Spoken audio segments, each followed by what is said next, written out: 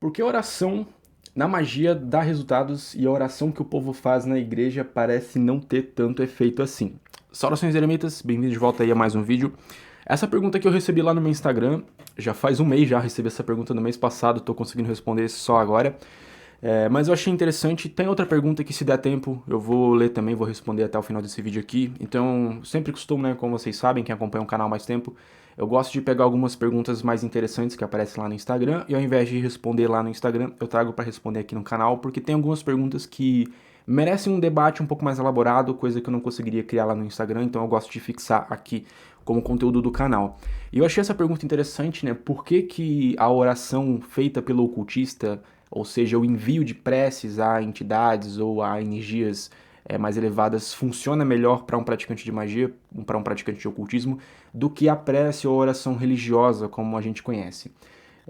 Eu falo assim como pessoa que já foi religioso, então fui católico, fui cristão por muitos anos, e na época eu sentia realmente que as minhas preces não eram atendidas, então eu fazia várias orações para várias coisas e sempre dedicava essas orações a Deus, a divindade, a unidade, mas às vezes eu me frustrava porque eu não tinha um retorno tão rápido, ou às vezes não tinha retorno nenhum sobre essas preces.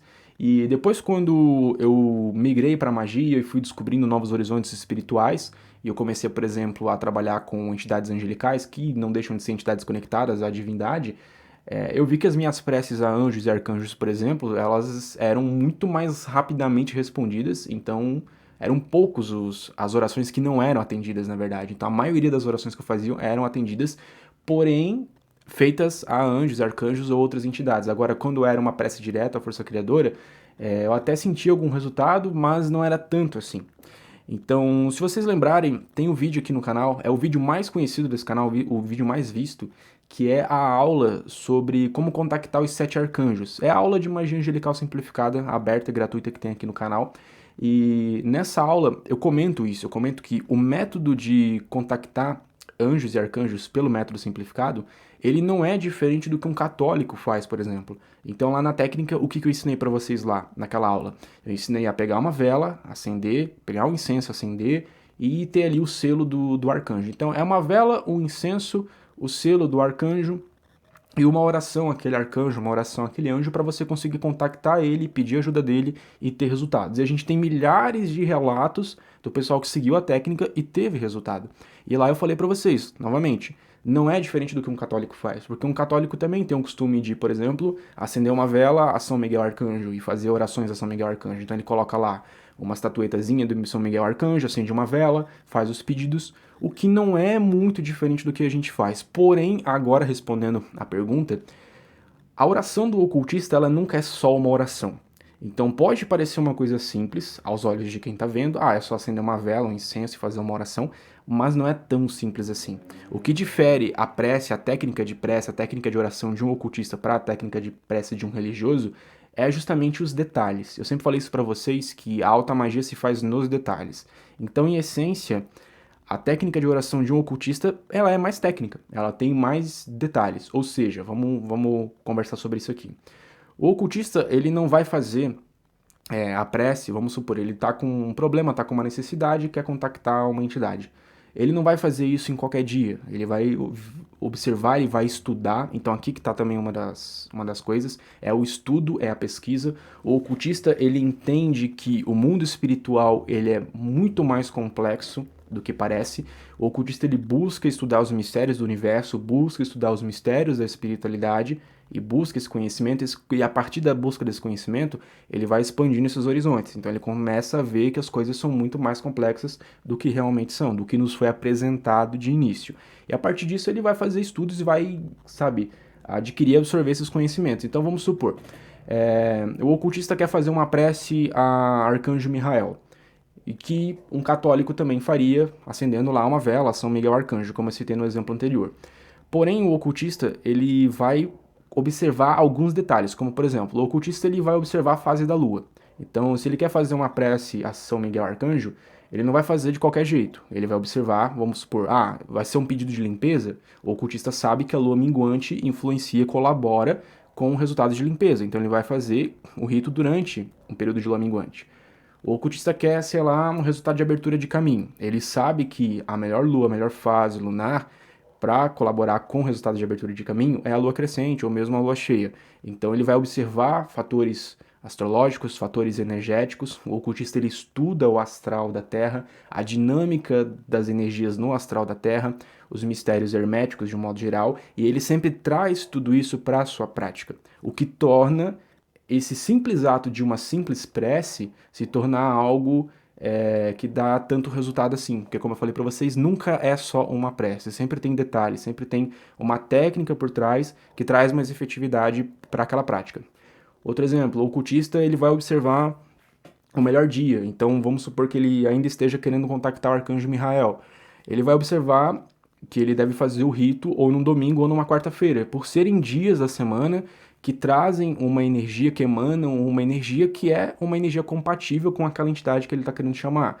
Ele vai utilizar a vela de uma cor que ressona bem, que tem uma compatibilidade energética com a entidade, a essência daquela entidade que ele quer chamar, ele vai usar um incenso de correspondência. Então sempre tem essas correspondências, esses detalhes que muitas pessoas acham meio chato, meio desnecessário, mas é justamente uma das coisas que caracteriza a alta magia, é isso. São esses detalhes técnicos de estudar toda essa estrutura complexa do mundo espiritual, essa dinâmica de vibrações e sempre ir selecionando uma configuração de dia em materiais e fases da Lua, e tudo isso são energias que vão colaborar com aquele intento. Então, essa é a principal diferença. O religioso, ele faz de forma parecida, convenhamos, é parecido, porém não existe tanta técnica envolvida.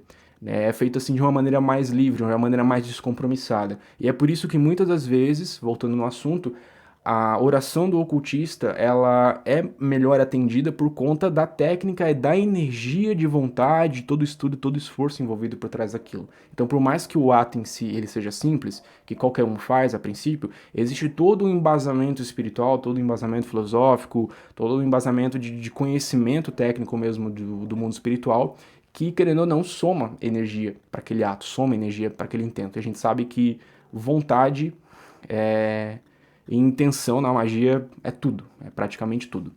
Então, outra coisa, o ocultista ele também entende, assim, agora a gente entra num campo delicado, que é uma questão de cosmovisão.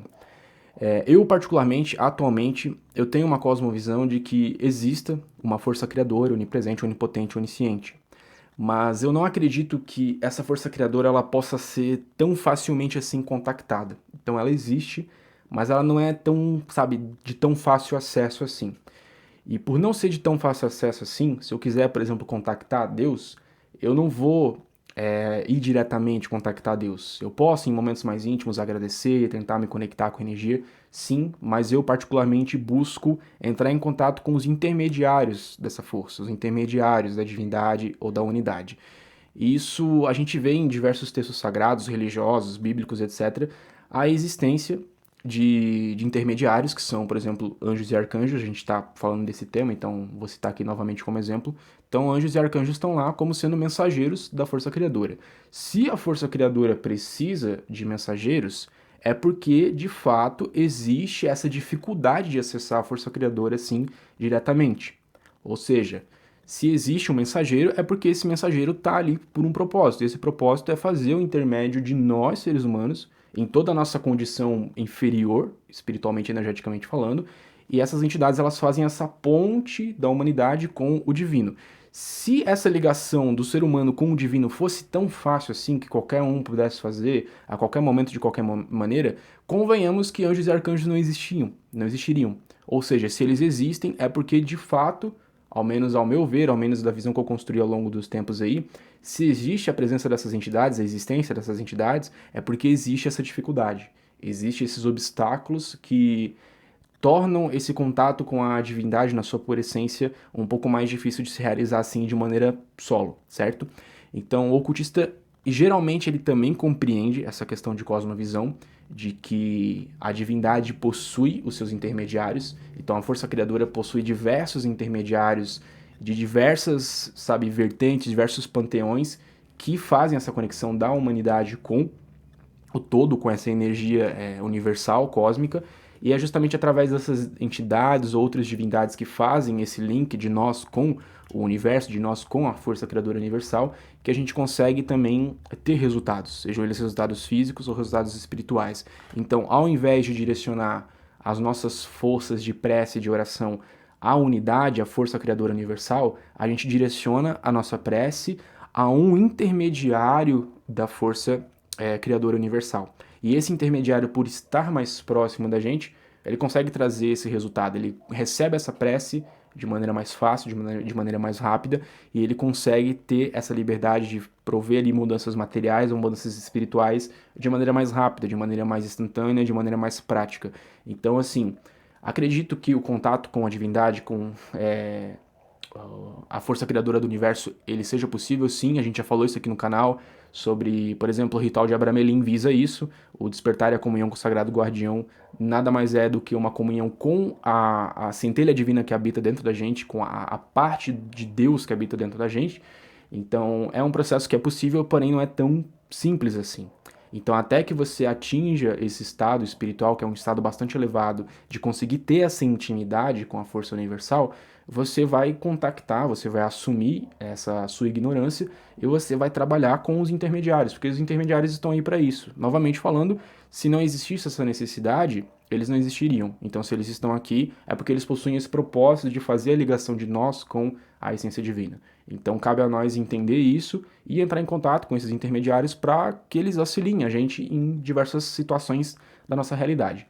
Por essas e outras que eu considero, por essas outras que eu acho que a prece ou oração ocultista, ela é melhor, ou ela é um pouco mais avançada se comparada com a prece religiosa, por aqueles detalhes, por ser mais técnica e também pelo ocultista ter uma visão um pouco mais ampla do mundo espiritual, em que ele também tem essa consciência de que certos pedidos têm que ser feitos para certas entidades. Então, cada energia que você contactar vai te atender de uma maneira diferente e a gente trabalha nessa frequência aí de afinidade energética.